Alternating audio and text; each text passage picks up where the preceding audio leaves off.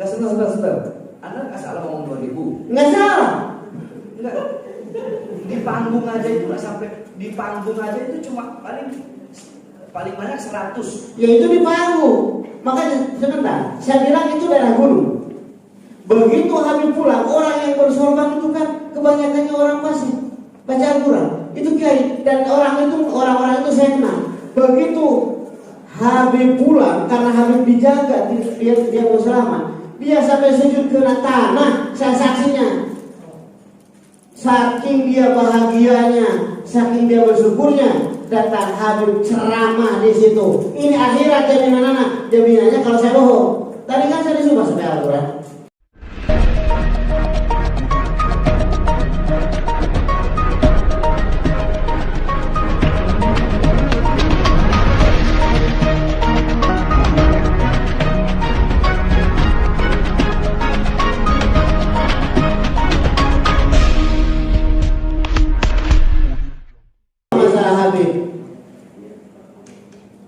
Ya kenapa Mas Habib itu dipermasalahkan? Apa salah Habib? Kalau Ahmadiyah itu betul-betul kafir, kenapa dibiarkan?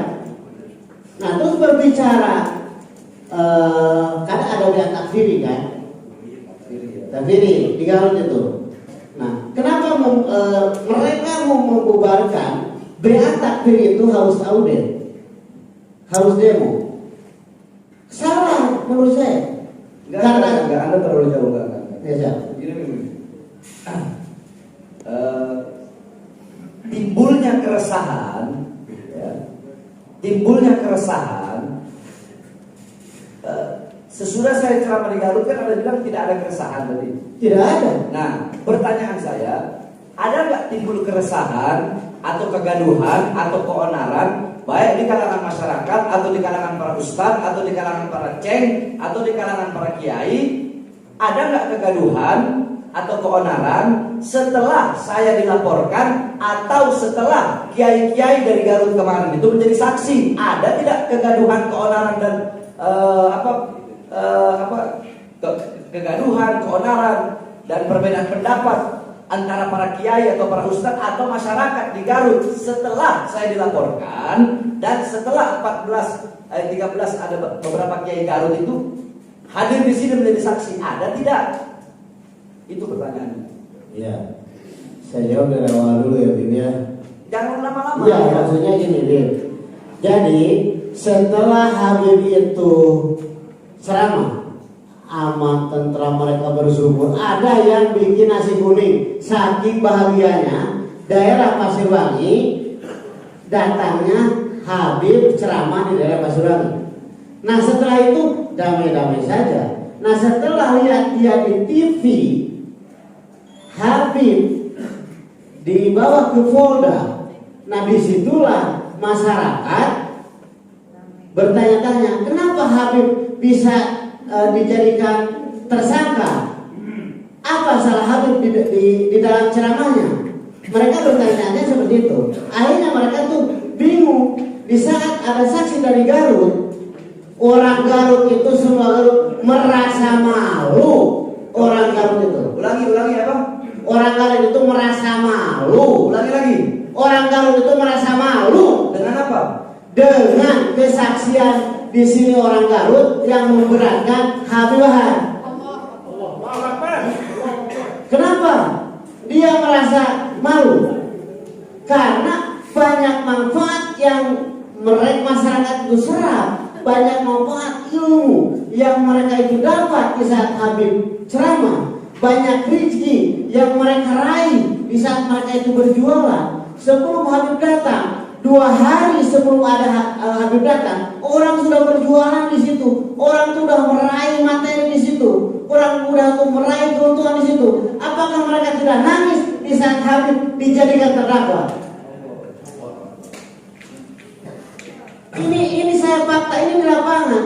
Saya asli orang lapangan.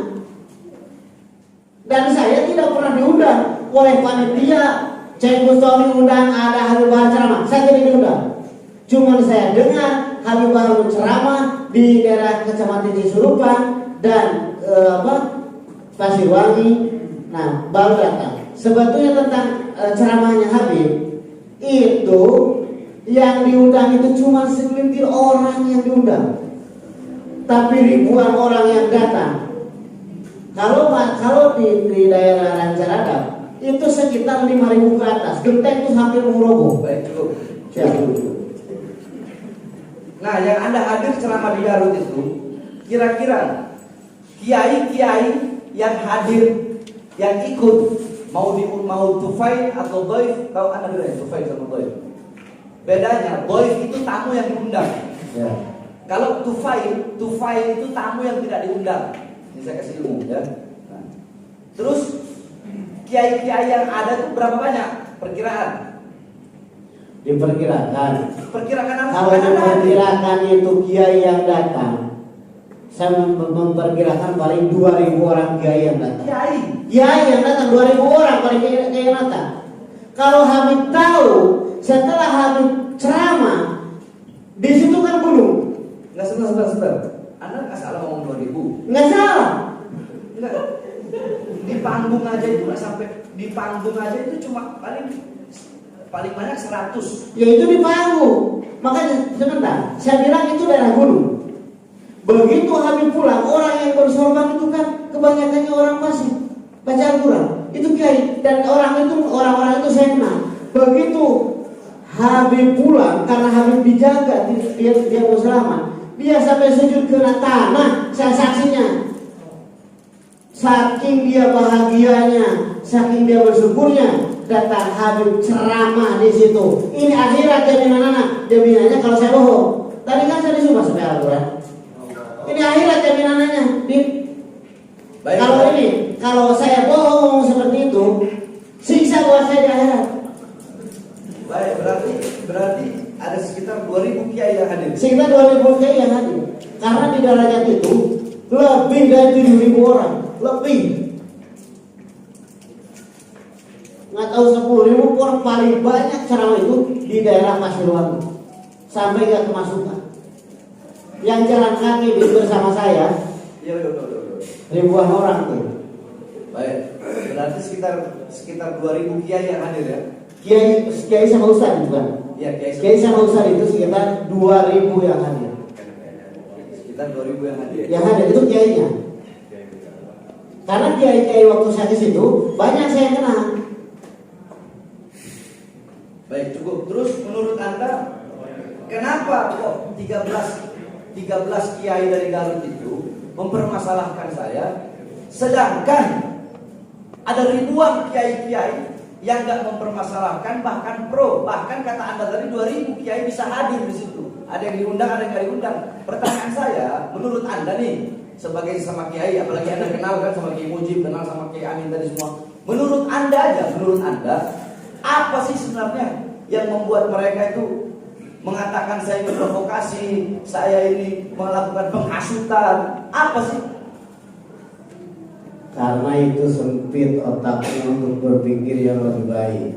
Bukan dia tidak tahu bahwa Habib ini duriah Rasul, bukan dia itu tidak tahu. Ya, begini. Bukan masalah duriah cucu Nabi atau enggak.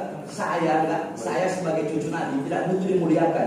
Dan saya juga nggak mau lahir sebagai Habib. Ya mau gimana? Lahir udah jadi Habib, emang jadi Habib saya yang mau. Jadi nggak usah bahas ke situ lagi. Ya. Intinya coba apa menurut Anda sebab kok mereka bisa ngomong saya ini hasut, provokasi, apalagi ke Kiai Munir itu melakukan bikin video saya intoleran. Maksudnya dari mana gitu? Coba jawaban Anda apa, pemikiran Anda?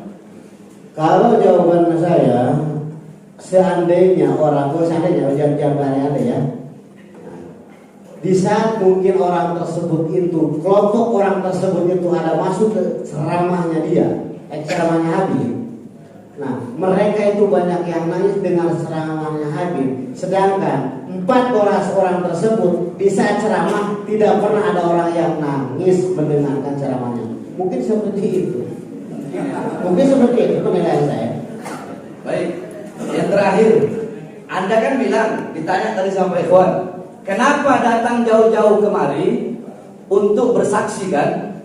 Nah, kata Anda, saya ini ingin bertanya, kenapa Habib Bahar di penjara? Betul. Saya beri Anda jawaban. Karena saya menyampaikan kebenaran dan tidak akan pernah tunduk kepada kezaliman. Karena itu saya di penjara. Terima kasih yang mulia.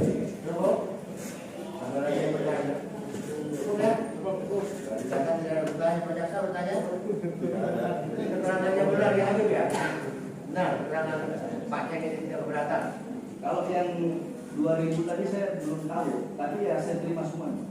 Kalau masalah saya bilang 2000, seandainya itu kan Pak terlalu karena sebanyaknya ustadz ulama yang kena sama saya. Waktu di situ ribuan orang yang duduk sampai hampir pulang dia nangis. Saya tahu pasti uang itu daripada kelompok hukum. Siapa yang bilang? Habib ini tahu bukan dari kita. Siapa yang bilang? Pak Haji yang kita mengobati orang gila itu masih ada, masih tahu kan? Ya. Kemarin itu Ya. masih itu mana? Masih hidup, masih hidup. Alhamdulillah sampai tahu saya.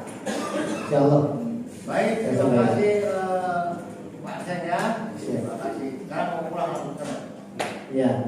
Mau pulang karena saya sudah menunggu.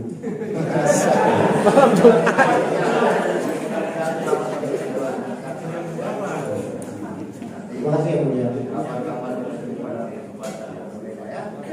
Terima kasih. Silakan Pak Haji. Ya. Silakan Pak Haji di depan. Terima kasih Pak Tata.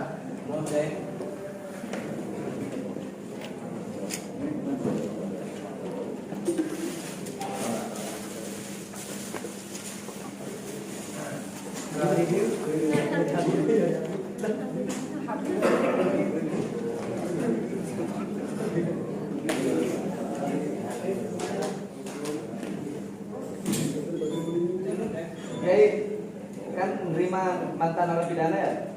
Nanti anak keluar boleh masuk pesantren kan mantan narapidana.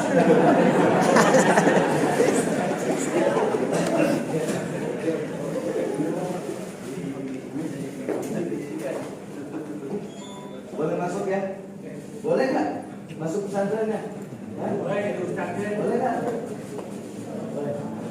Kan mantan nabi.